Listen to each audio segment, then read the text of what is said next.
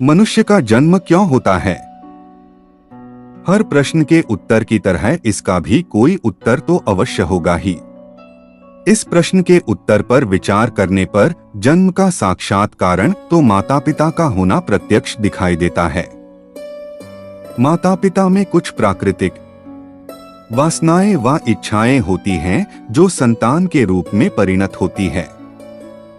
महाभारत में श्री कृष्ण व उनकी एकमात्र धर्मपत्नी माता रुक्मिणी में संवाद आता है कि श्री कृष्ण ने उनसे पूछा कि विवाह क्यों किया जाता है।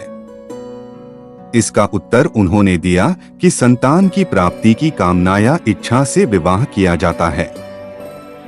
स्वाभाविक है कि विवाह न हो तो संतान नहीं होगी, और यदि सभी मनुष्य विवाह न करने का निश्चय कर लें तो आगामी 50 से लेकर 125 वर्षों में यह सारा संसार मनुष्यों से विहीन हो जाएगा। संतान माता पिता से उत्पन्न तो अवश्य होती है, परंतु माता के गर्भ में संतान का निर्माण माता पिता नहीं करते, वह कुछ प्राकृतिक नियमों के अनुसार होता है। यह सिद्ध नियम है कि कोई भी रचना या निर्माण किसी रचिता या निर्माता के द्वारा ही होता है। रचनाकार व निर्माता हमेशा एक चेतन तत्व होता है। मनुष्य का आत्मा भी एक चेतन तत्व है। यदि वह है तो मनुष्य है, और यदि शरीर में आत्मा न हो अर्थात शरीर से निकल जाए तो शरीर का कुछ मूल्य नहीं होता। चेतन जीवात्मा ही शरीर को साधन के रूप में प्रयोग व उपयोग करके नाना प्रकार के कर्म व क्रियाएं कर रचना व निर्माण के कार्य करता है। कुछ रचनाएं मनुष्य कर सकता है और कुछ नहीं। मनुष्य मिट्टी व पत्थर तथा आज उपलब्ध भवन सामग्री का उपयोग करके स्वयं व अन्यों के सहयोग से अपने लिए इच्छित आवास बना सकता है। यह पौरुषेय रचना है। मनुष्यों के लिए जो कार्य करने संभव हैं, वह सभी पौरुषेय रचनाएं कही जाती हैं। वैज्ञानिकों ने कंप्यूटर, मोबाइल, हवाई जहाज, रेल आदि उपयोगी यंत्रों आदि का निर्माण किया है। यह सभी पौरुषेय रचनाएं हैं। हम सूर्य, चंद्र, पृथ्वी व आकाश में तारागण समूह को देखते हैं। कोई मनुष्य या देश इनको बनाने का दावा नहीं करता और न ही भविष्य के लिए कोई योजना है। यह रचनाएं अपौरुषेय रचनाएं हैं जिन्हें एक सर्वव्यापक, निराकार, सर्वज्ञ, सर्वशक्तिमान व चेतन सत्ता ही करती है। यह बात अलग है कि अति सूक्ष्म, सर्वव्यापक व निराकार होने के कारण वह हमें आंखों से दिखाई न देती हो।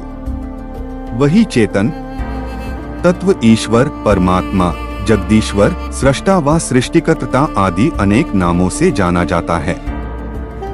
उसी ईश्वर ने माता पिता में संतान उत्पन्न करने की भावना या वासना उत्पन्न की हुई है।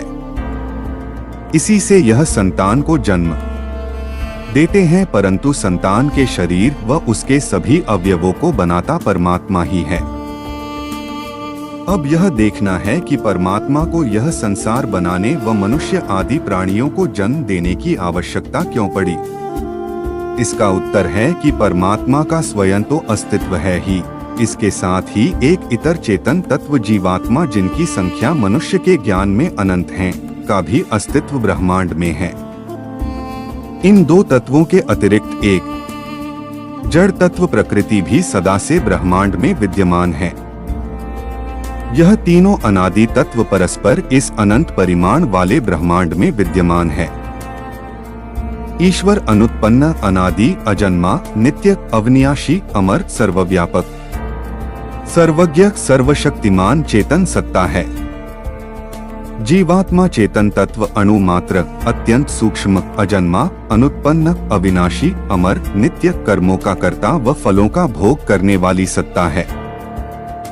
यह सर्वज्ञ न होकर अल्पज्ञ, ससीम, एक देशी है और कर्म करने में स्वतंत्र तथा फल भोगने में ईश्वर के वश में है अथवा परतंत्र है।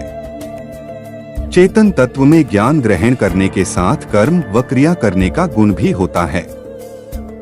प्रकृति जड़ तत्व है जिससे जड़ पदार्थ यथा सूर्य, चंद्र, पृथ्वी, तारा समूह सहित अग्नि, जल, वायु, आकाश का सृजन हो सकता है।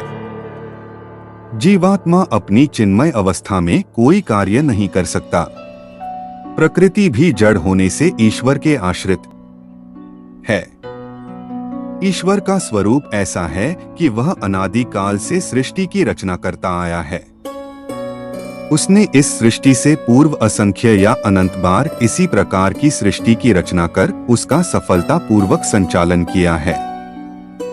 अपने उसी स्वभाव व अन्य गुणों व सामर्थ्य के कारण उसने इस कल्प में भी इस सृष्टि को रचा है तथा उसका पालन व संचालन कर रहा है। जीवात्मा अकेले व सब मिलकर भी स्वयं सृष्टि की रचना व संचालन नहीं कर सकते और न स्वयं इच्छानुसार जन्म ले सकते हैं। ईश्वर के सामने जीवात्माएं एवं प्रकृति है। जीवात्माओं को पूर्व जन्मों में किए गए संचित व अभुक्त कर्मों के अनुसार फल देना है। अतः उसे सभी जीवों को उनके प्रारब्ध अभुक्त व संचित कर्मों के अनुसार सुख व दुख के उपभोग के लिए उन्हें जन्म देना होता है। जीवों का यही प्रारब्ध ही सभी मनुष्यों व अन्य प्राणियों के जन्म का कारण हुआ करता है। अतः ईश्वर मनुष्य व प्राणियों के वृद्ध होने एवं पूर्व प्रारब्ध का कुछ व अधिकांश भाग भोग लेने पर नियमों के अनुसार प्रत्येक योनि में रहने वाले जीवात्माओं को मृत्यु प्रदान करता है। मृत्यु के पश्चात पुनः उनके प्रारब्ध के अनुसार उन्हें अनेकानेक जीवयोनियों में से उनकी पात्रता के अनुसार निष्पक्ष व न्यायकारी राजा के रूप में सुख व दुखों का उपभोग करने के लिए किसी एक योनि में जन्म देता है। इस प्रकार हमें मनुष्य का जन्म क्यों होता है, इसका उत्तर मिल गया है। यही सत्य है और यही इस प्रश्न का संतोषजनक उत्तर है। नान्यः पंथा विद्यते अनाय। इस वीडियो में बस इतना ही। फिर मिलते हैं अगले वीडियो में। जय श्री कृष्ण। और ऐसी नई वीडियो देखने के लिए हमारे HP सिंह YouTube चैनल को सब्सक्राइब कर ले। धन्यवाद।